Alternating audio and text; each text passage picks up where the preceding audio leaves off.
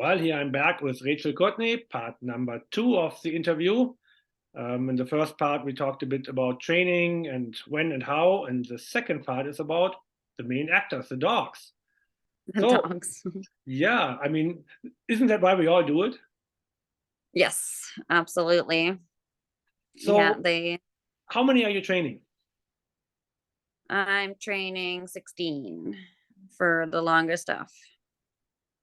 Okay, so you managed to keep them all in one team for pretty much most of the time. Yeah, most of the time, depending whether I'm out alone, sometimes I'll just break them into 2 8-dog teams or go now, especially now that I've switched to the sleds. So it kind of depends a little bit on if I have help around to take 16 dogs or whether I just take an 8-dog team. So, how many of your dogs have been to stage stop? They've There have been out of the 16, there's 12 that have been to stage stop. And the 4 who have not, are they younger dogs? Are the dogs you bought, or who are they? One young dog, and then there's 3 dogs that are actually from another musher. Oh, okay. So, what ratio do you have between males and females? Oh, I'm really low, and I've only got 3 females. The You rest only are have. all males. Oh, okay. Yeah. Are they neutered, or are they intact, or? No, they're all intact. Oh, you could. I've only got one intact, one neutered male for health reasons at the time. Oh, you could have some fun potentially. And so, Mm. how many leaders do you have in there? And like when you're training, do you rotate, or what do you do?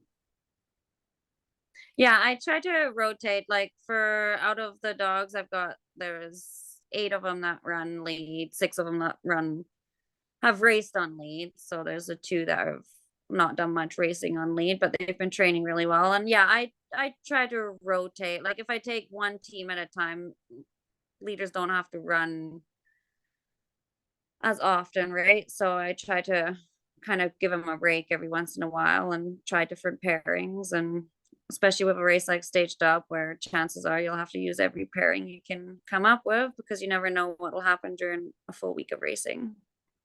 So, what do you look for in your leaders? Like, what what is the main thing you're hoping for? Well, a lot of confidence, right? That they just like drive up on lead the way they would in a team, that they can handle the pressure from the back of the team and kind of have brains too to take commands, and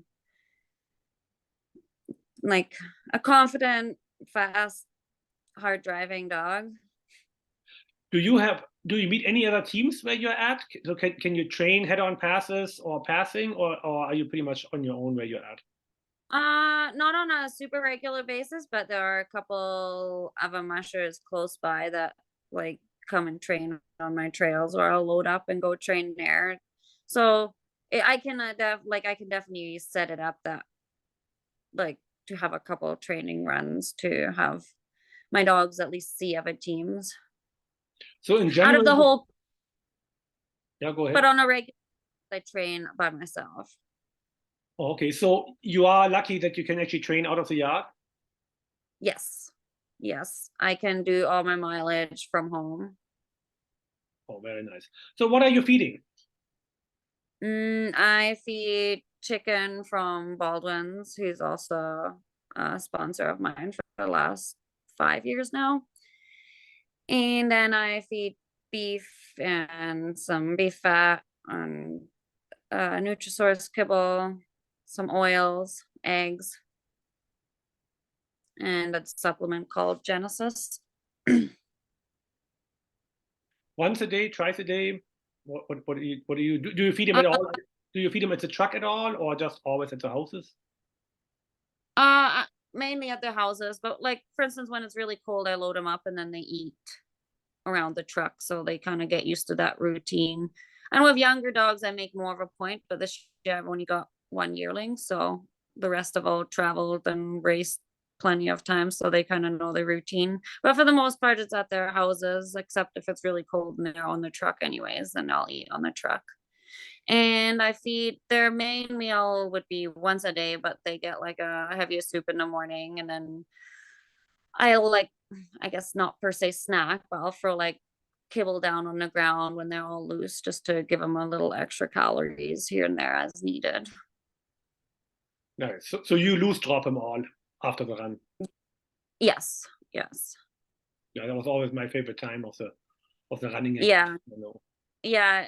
Even on their days off, yeah, that's a lot of fun. I just like their, it's fun for them to just like be a dog, run So around. what are you going to consciously change from last year? And what's your goal for the 23 race here? My goal is just to have fun, just to kind of, yeah, enjoy it. Hopefully keep a healthy dog team this year and not have sick dogs. That would be great. Um, but yeah, just clean, uneventful run with dogs staying happy and sound up for the end of it. And finally, who would you like to thank? Any sponsors, friends, family, who comes to mind, who makes all this madness possible? I want to thank my sponsor, Perfectly Raw Baldwin's. They've been supporting me with dog food for quite a few years now, and I would like to thank my family and my parents that have been very supportive for this whole thing. And yeah, they're the main reason I'm coming to Wyoming this year. Nice. Well, Rachel, I'm looking very forward to see you there, and happy training for the last month here. Thank you. I'll see you soon.